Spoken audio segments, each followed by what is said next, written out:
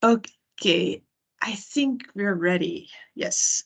Okay, good morning, good afternoon, everyone. My name is Rolien Hoying, and I'm a senior lecturer in the Department of Sociology at Lancaster University. Now, for today, we have a webinar planned, and the aim of this webinar is to show potential applicants who are interested in our programs at whatever level, what kind of topics we discuss in our department and what kind of topics we are passionate about. So you can get a bit more familiar with us, with the professors with whom you might have classes if you decide to come here. And you can get a bit of a taste. So that is the aim of today. Now, I am Rolien, as I just explained. I will now also introduce the other panelists and speakers for today. So first we have Vicky.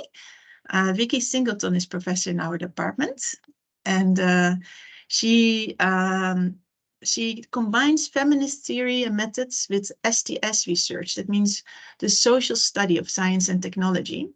And she has published a lot about illness, but I think she will also help us understand more about the theme for today, which is crisis, experts, and truth.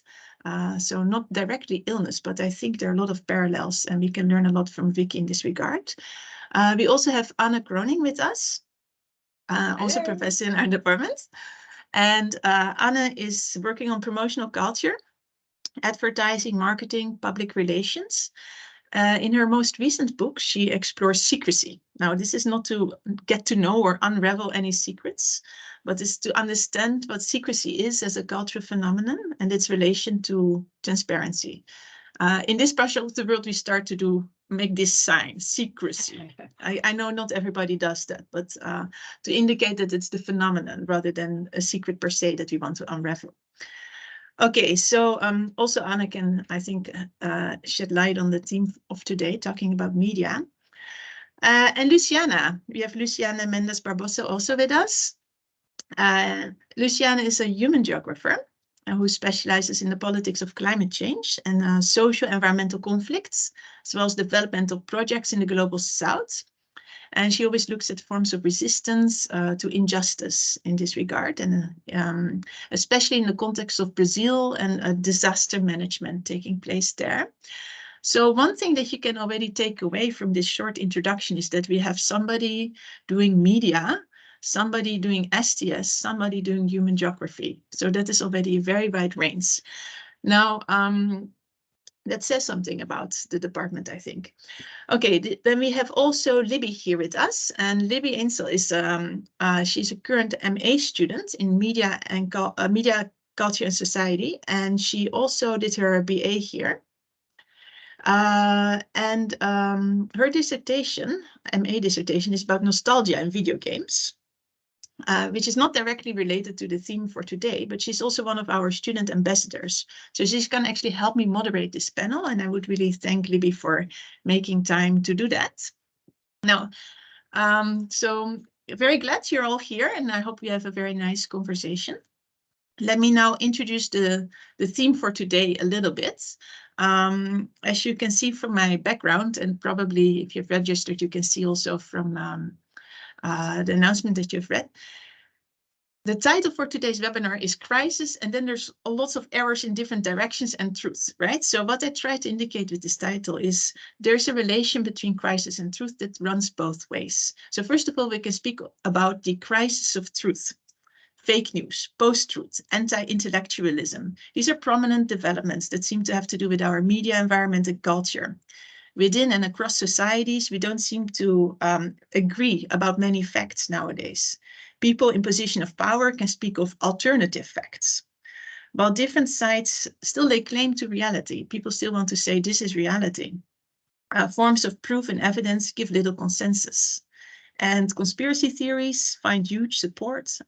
Also, everything and anything can claim to be supported by science almost. You can think of how almost every government in the world would claim that their COVID response was rooted in science, yet their responses were very different from one another.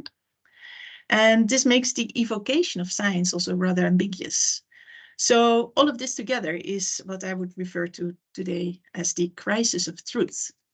But in parallel to this, we can think the other way, the truth of crisis. Okay, so Let's see what that then could be. So from COVID to climate change to the constant threat of financial collapse or geopolitical crisis, many of us, I think, live nowadays with a sense of constant crisis, or see the future as nothing but crisis. Now, what is the truth of crisis? There's not one climate crisis, but many experiences and practices that somehow relate to it. So who gets to define and manage the crisis? Especially since science and expertise are constantly contested nowadays anyway. So here you see the link between the truth of crisis and the crisis of truth. What should be the role of experts in the place of critique and pluralism in times of crisis? That's kind of like the big question that I hope we can talk a little bit for today. So we have a couple of questions, and Libby and I will both ask some questions, if that's all right. Maybe we can start with Anna. So, and then maybe others can join in. Feel free to join in any moment. I wanted to ask you first, how do you see the crisis of truth in current media cultures? Some talk about post-truth. It has been the word of the year, named as such by Oxford dictionaries. Do you think this is a helpful term? How would you define it? And especially, how do you think that this term exists in the context of COVID and climate change, these kind of like big crises that we exist nowadays, from a media culture perspective? As you are a media scholar, what do you have to say about these kind of themes? Indeed, yes. And actually my specialism crosses both media and sociology, so I kind of bridge our two kind of areas, I guess. It's a big question, Rolene, I have to say, it's a big question. But in terms of media, I think it's very interesting because there have been debates amongst media scholars for many years about what you could call objectivity, you know, the status of truth, particularly in news media. So it's nothing new, actually, that people are talking about the status of truth. But I think what it has shifted is in the kind of popular, the understanding of the people about what counts as truth.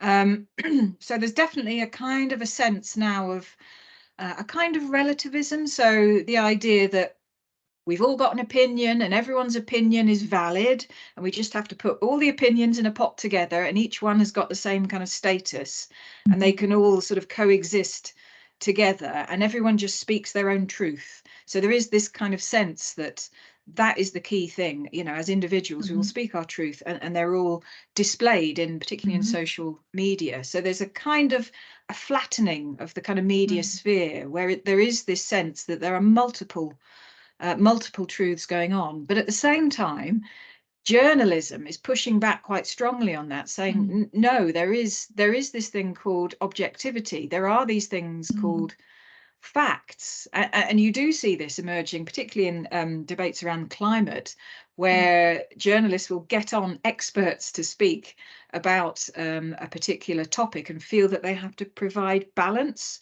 So, you know, that there used to be a sense, it's shifting a bit now, that you would bring on a climate skeptic in order to provide balance to all of the science, which is saying something about the climate. So there was a kind of an interesting debate about what counts as balance, what counts as objectivity, what counts as the status of opinion compared to expert knowledge.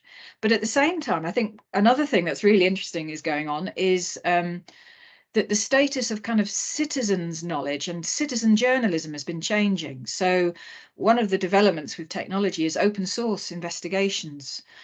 So this is something like the most famous of these is called Bellingcat, which is an organization of individuals. Some of them are professional journalists, some aren't. And I interviewed some of the people who take part in Bellingcat investigations, and they go on the internet and they use the vast array of data that you can get out there for free, including Google images and various forms of data, in order to really explore, dig down underneath the kind of media veneer to try to find out what they would consider to be the truth.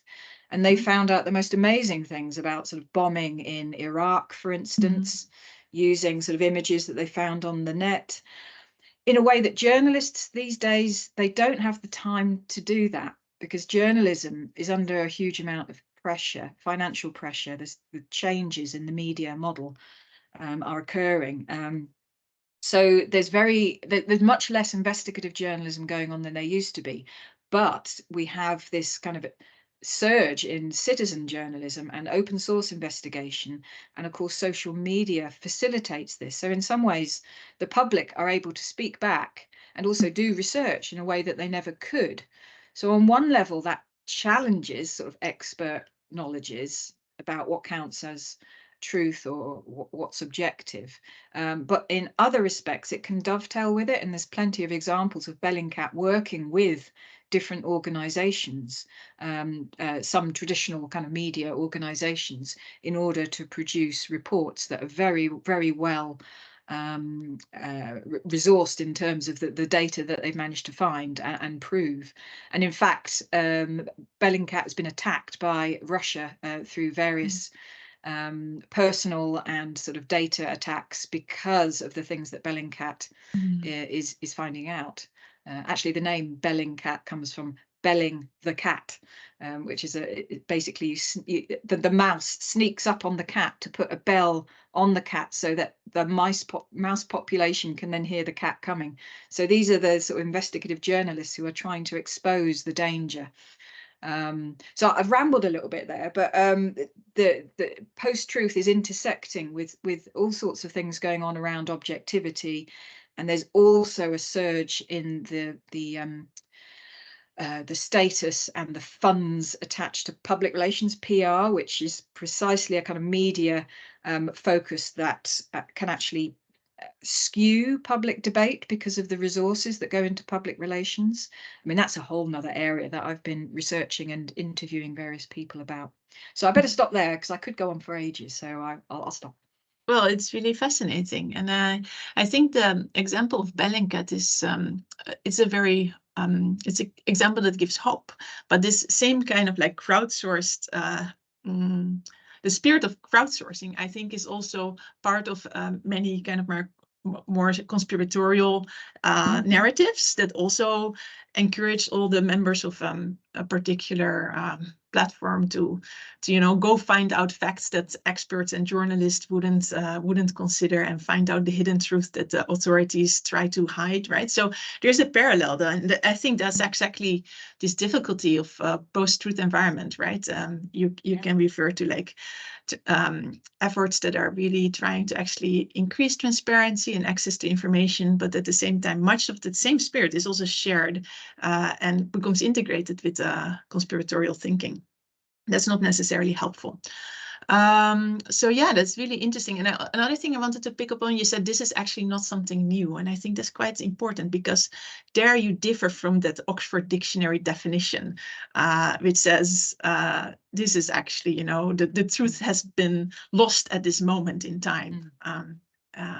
But what you say is actually these kind of struggles have always been there, but now we see a particular media environment mediating them in a new way, creating additional. And I think a lot of aspects. Academics would exactly take issue with dictionary definitions. Yes. One of the things that we do.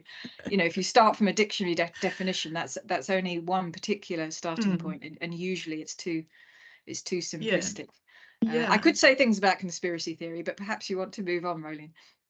Well, I mean, maybe we can quickly ask Luciana if she has any comment, just because I would appreciate to hear from somebody who has more experience with media environments in the global south, in Brazil. Is there anything that you would like to add, Luciana? Oh, yeah, sure. It's an exciting discussion, I would say,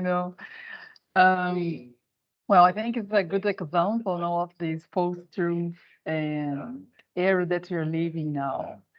And those claims about is the climate change real or not, I think is one of the most significant examples of this disdain of expert opinion nowadays. And when I think about it, I think I think there's a paradox in there, I thought it creates a lot of problems, especially for the governance of environmental issues, especially climate change. Now, the last report that was released from IPCC says that climate change already reached a turning point, and we need to do something now, no? Otherwise, there won't be future for everyone, no? Like, but I also think that it opens up a very important and maybe fantastic opportunity, especially for us in the classroom, and also as researchers. To destabilize in a way, even to take this advantage of this destabilization of some forms of modern epistemology or forms of knowing, and problematize those forms of knowing, you know, of uh, of knowing, no, and highlight their blindness to the relationship between power and reason, no, power and knowledge. And from my perspective on working with communities in the global south, especially from marginalized areas in urban and marginalized communities from urban areas, sorry. I think there is a great opportunity to show to highlight this imbalance, no? And for example, when I was working with people affected, communities, informal communities affected by a policy of resilience governance in the city of Rio de Janeiro, I could follow how the truth that are claimed by experts in some context, and it's particular when it's driven by when it can impact some communities, it must be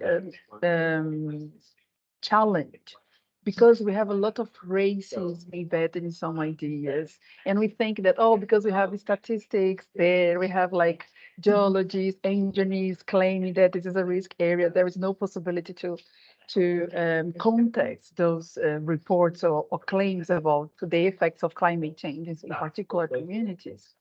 And then they just prove that, okay, what's behind those knowledge claims here, and how can we challenge some of them, and how can we challenge the racism behind it? So I think that this idea of post-truth era, another this moment of post-truth, and we have this friction between knowledge and power now. It's really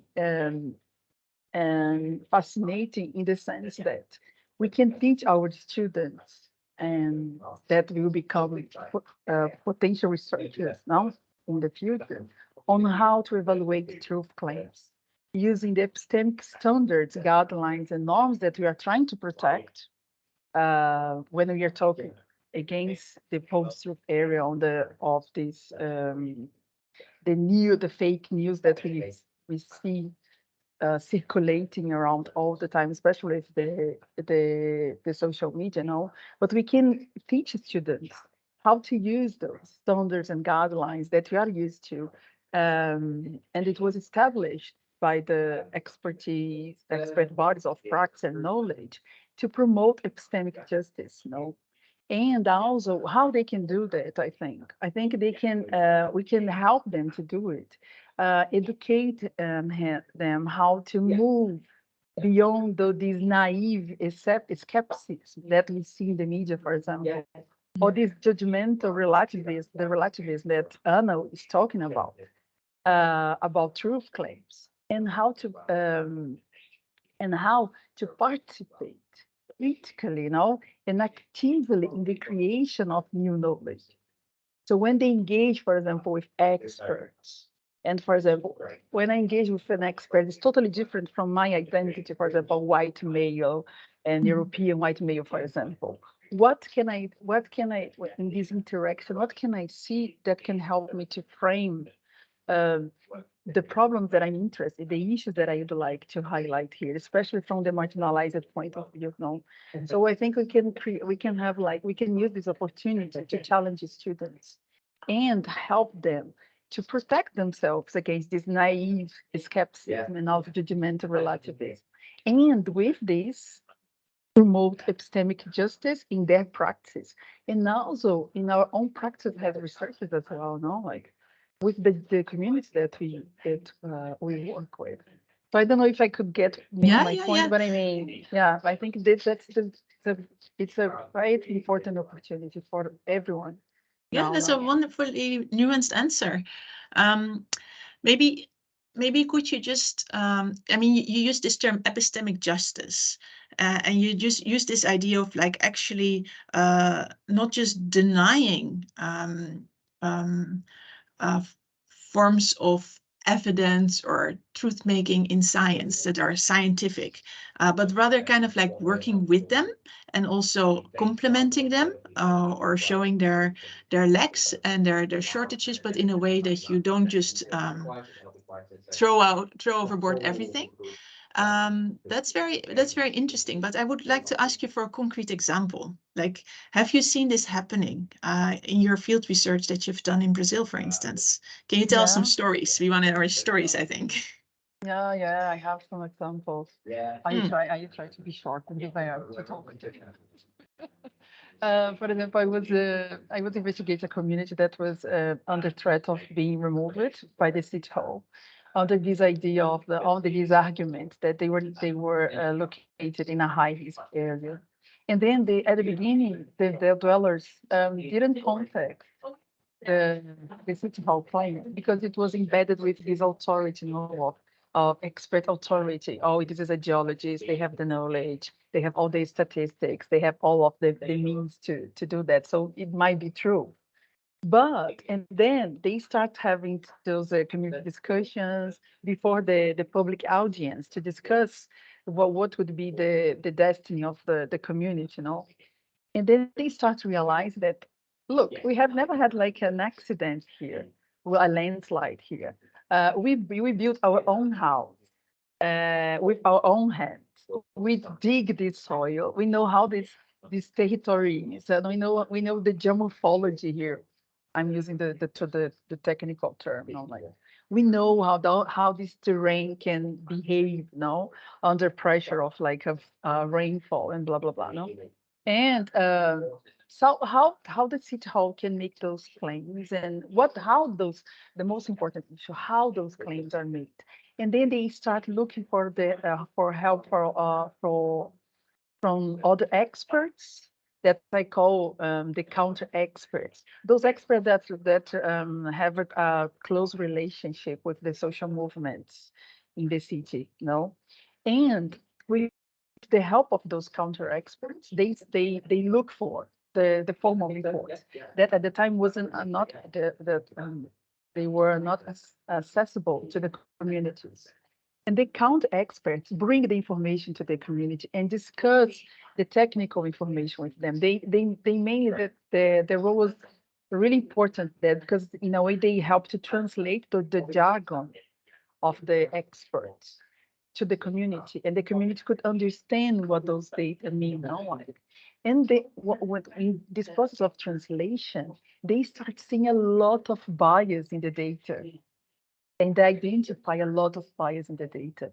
Then they build like a network of experts and also lawyers, because it's also a matter of not only epistemic justice but also procedural justice. How you get to the local governance of risk, for example. And they work together to dismantle these technocratic argument about how his areas are portrayed by the city hall.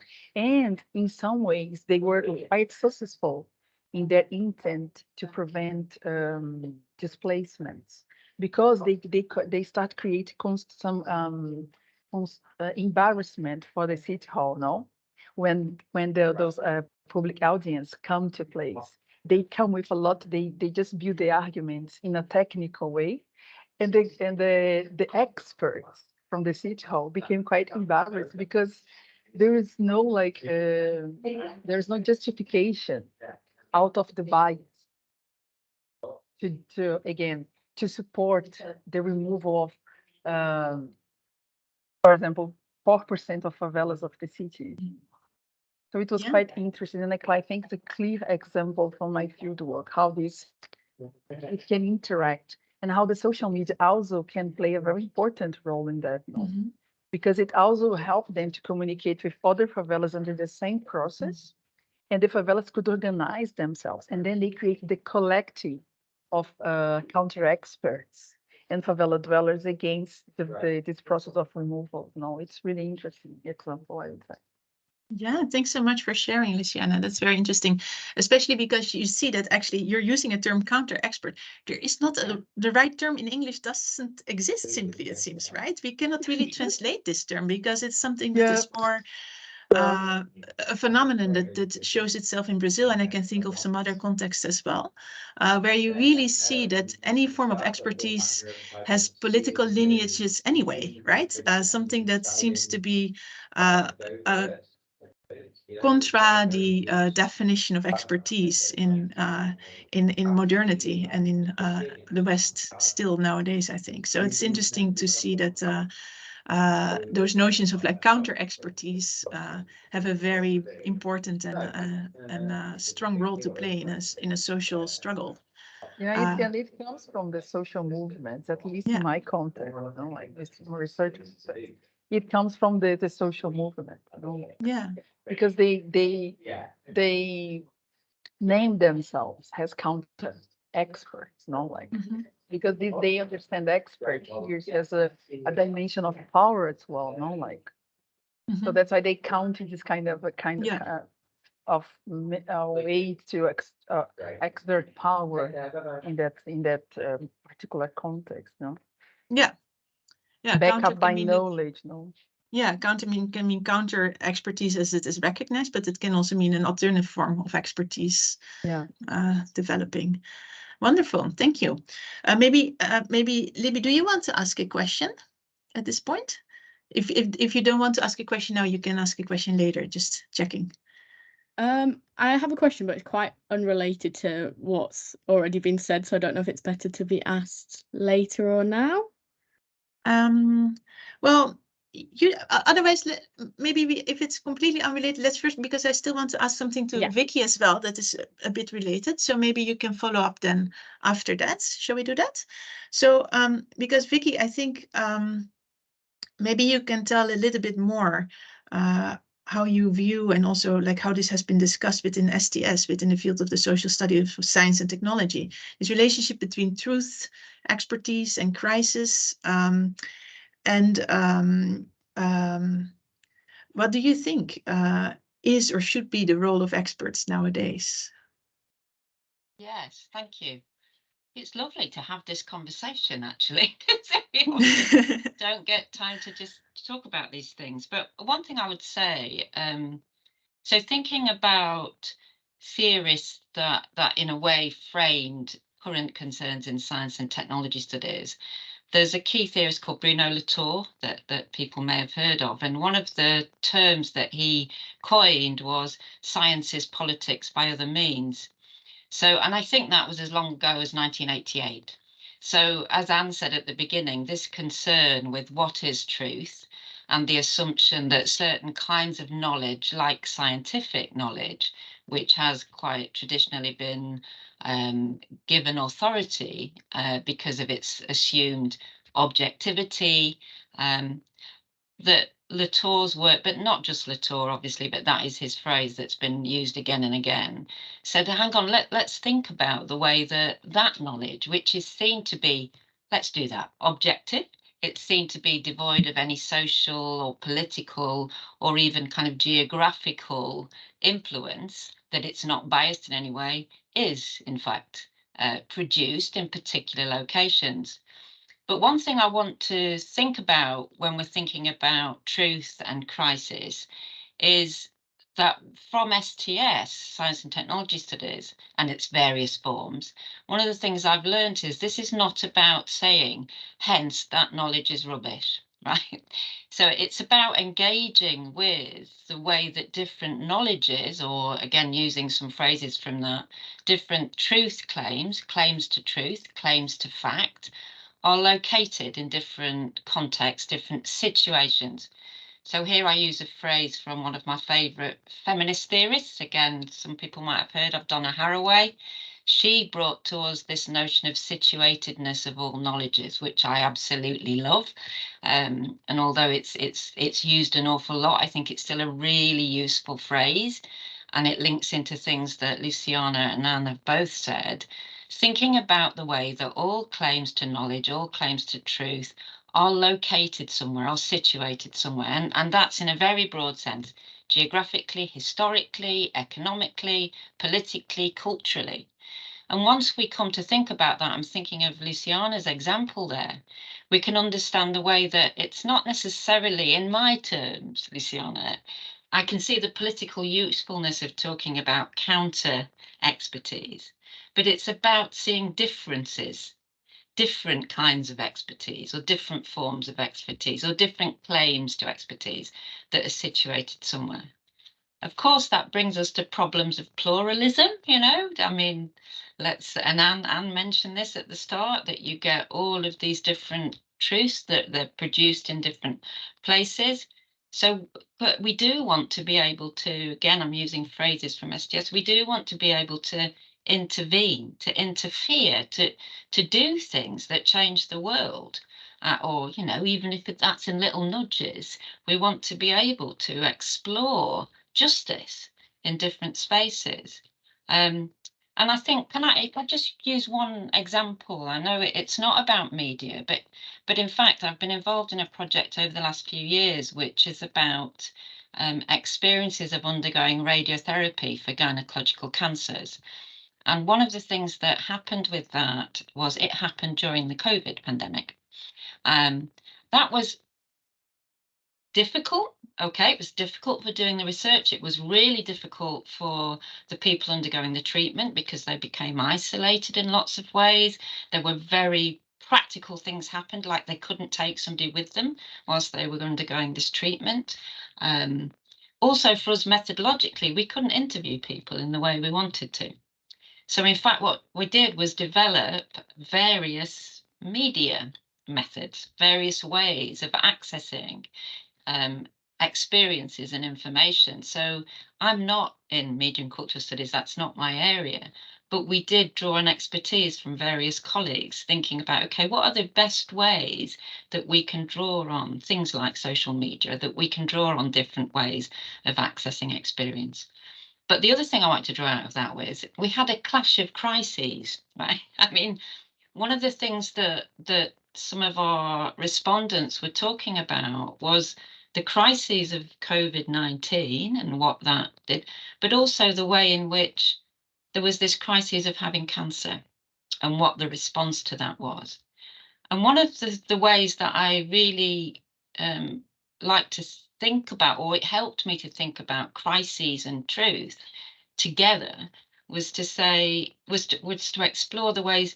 Let's think about what gets attended to, cared for. That's another phrase from some work in science and technology studies. What become matters of care in relation to crises? And what I learned from some of the respondents in that project, when they put, for example, COVID and cancer, when their experience was of those two crises together, certain things got attended to, like let's get rid of the cancer. And let's do that in these ways, regardless of whether you've got somebody with you to support you in that process or.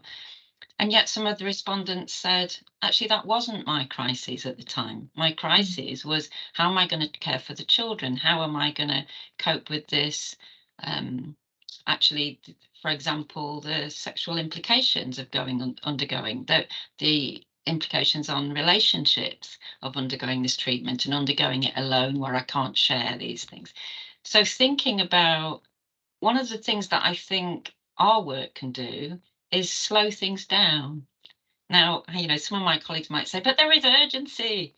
But let's think about, okay, in a crisis, what gets attended to, what gets marginalised, what gets seen as the most important things, and what things are seen as not so important.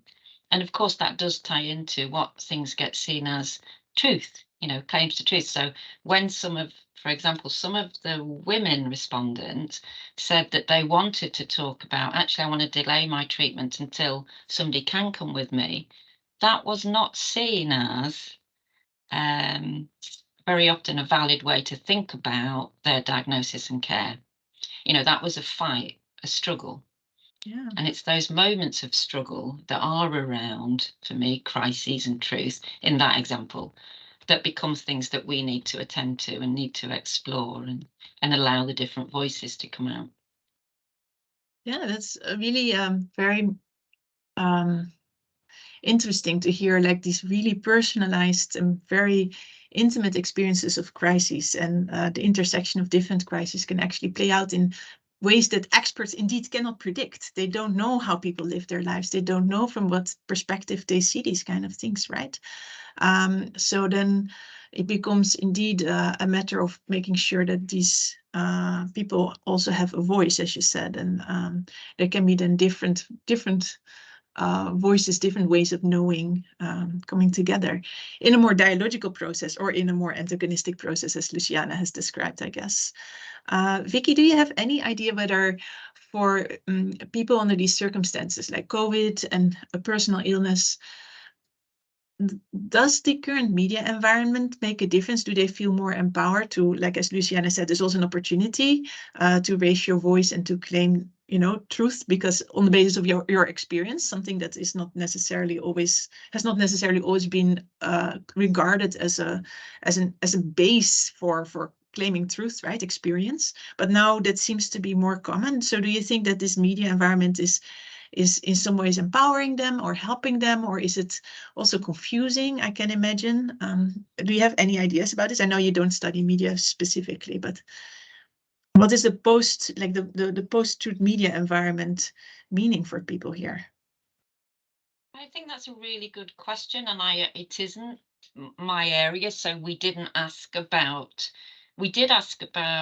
things like, where do you gain your information? You know, where does that come from and what's useful?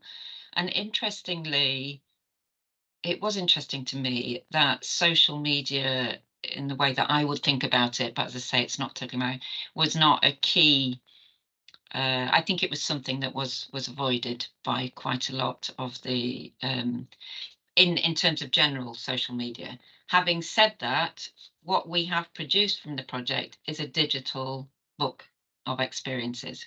And so, and that's been it's really the voices of both those giving radiotherapy and those receiving it that are reproduced in that book. And that digital text has been received really well, and various things have really helped it.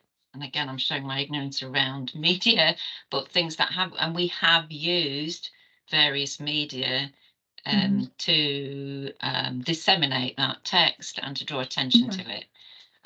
So we've used blogs, we've used some social media in some spaces. So I think it's kind of, for me, again, naively, I'm making the distinction between kind of information about experiences that might be quite intimate, that not being shared, but what is shared is how can you access this text, or how might you access other forms of information. Yeah, yes, very interesting. Well, you made your own intervention actually by publishing this book in this way, right? That's really great. I think let's give Libby a chance to also ask a question. So this kind of carries on from what we were talking about and looking at social media. So I think now for younger people, especially, one of the biggest kind of moments of truth is found in viral media, in like meme culture. And so I'll send an example in the chat if it will let me. But I was wondering if anybody could kind of comment on what they think about meme culture in terms of post-truth, if, you know, the importance of it, or whether, you know, we should disregard meme culture as sort of portraying truth, because it's often kind of used by anti-groups, especially during COVID. It was very much like anti-maskers who were utilizing this type of format. So I was just wondering if anybody had any comments on this, and I'll post, hopefully it should post in the chat. I was sent it as a link, but I'll try that again. But if anybody can get that picture to work, oh, there we go. If there's any comments, that would be great.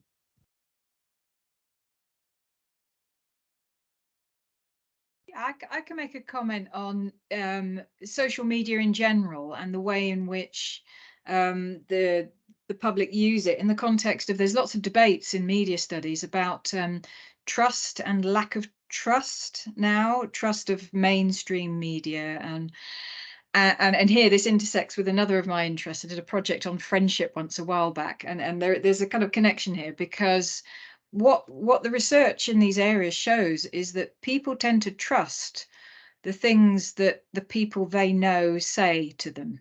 So they might trust things that their friends say or things that their friends recommend. And of course, with social media, that kind of extends people's understanding of friends or people that they know, because it's friend of a friend of a friend of, you know, something that is circulating in that way is seen, interestingly, as more trustworthy than something that might appear in the mainstream media, which is seen as interest driven, or by politicians or by media owners who have a lot of money and want to influence something.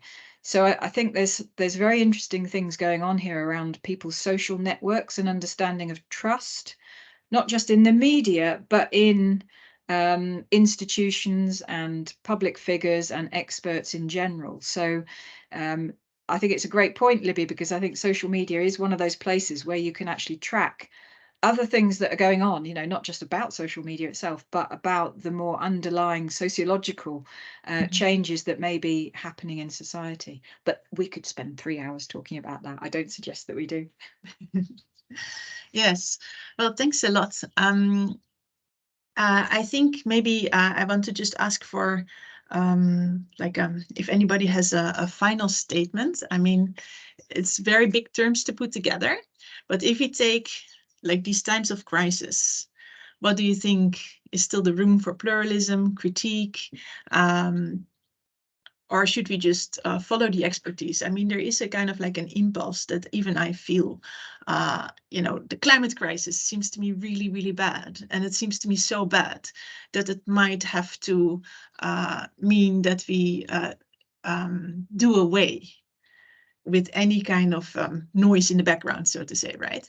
But at the same time, why do you think this is a way of thinking that we should follow, or why should we try to resist this impulse? Does anybody have a last kind of a word of wisdom? How do we deal with pluralism and critique in these times of crisis? And critique, I mean critique vis-a-vis experts and science. Well, times of crisis are always times of change, aren't they? So in that sense, there's always the possibility of something positive coming out of all of these. And in true academic fashion, perhaps I would suspend the question and sort of say, it's not just a question of either or, it's a question of, as change happens, our response to those changes will change. So yeah, I would say a time of crisis is a time of change, but that can be a positive thing. Yeah, thank you. Thanks, Anna. Anybody else want to say a closing word? Vicky, I think you raised your hand. I guess for me, so maybe not helpful, but I always want to resist simplifications. And I think that's my wariness around crises, that the danger for me is the violence that might be done or the exclusions that might be done. So but I totally get what you're saying. I'm continually in this tense place, a tension of things really need to change and be done. I think the care for people in the areas I work in, that needs to happen. But I don't want to throw away attending to the complexities and the different aspects of how crises are defined and how it might be defined differently by different groups, by different situations. So I want to sit on the fence, I suppose, but I want to hang on to both of those things. And I think fundamentally the thing I really commit to is all knowledge is produced somewhere, you know, all claims to truth, claims to crises is produced somewhere. And so I want to slow things down a bit sometimes, you know, most of the time, and avoid the simplifications. Yes. Thank you. Luciana, do you have a closing word of wisdom that you would like to share? Yeah, I agree with both with Anne and Vic. No, I think a moment of crisis is a great, as I told you before, it's a great opportunity to make important change take place. Also, it's a very dangerous moment, where because of this emergency that comes with crisis, that we end up reinforce some structures. They are quite excluded and racist, and make some people and bodies and lives like invisible. So I think that we need to, like, when you look at crisis, we need to look at also has a chance to make important and structural change, because it's like a very tiny gap there, like, and we need to take the most of this and try to make the change that are important for everyone, or for at least for the group that we are part of, and we believe that it's that can change something. Yeah. Yes, yeah. I tend to think like this. If we do nothing about the crisis, the climate crisis, who we will have become, and if we act on the climate crisis, who we will have become, it shapes us, right? So how are we going to come out of this as a society, as humanity? We still have some choices there, right? And that's what you all actually point to, like this moment of crisis and this moment of change is also an opportunity. Yes, Vicky, please. I only wanted to add, I guess, the other thing, and you've reminded me of it in what you said, and we've all said it, and of course we're implicated in it. So the other thing is we're not standing outside of something like the climate crisis. We are within it, which adds another layer as analysts that we feel this commitment and as we should, to our research from where I stand, to thinking about the possibilities and opportunities alongside the justice and the exclusions and the marginalization. So right, yes, thanks so much. I think we have to wrap up. Well, as I said in the beginning, this webinar was intended to show potential applicants what kind of things we discuss, how we discuss these topics, and what we're passionate about. So I hope we have been able to give an impression. I think one conclusion that you can draw is things are always more complex, and that's definitely I think what you will experience as a student at any level. We're asking for that kind of complexity in your analysis and in your observations. And well, I think I think this is something that that might seem intimidating or overwhelming in the beginning, but it is also something that really makes you stronger as an independent thinker. So I hope we can show how our programs, including media and sociology, STS, actually bring together many aspects of society to kind of like reach that level of complexity where media and society are really, and technologies are really kind of interacting in complex ways, and that's what we need to pay attention to. Okay, then I think we'll leave it at this for now. Thanks everybody for participating so much, and especially Libby for also joining me in moderating the panel. And okay, have a good day. Bye-bye. Thank you. Bye. Bye. Thank you. Bye. thank you. Bye.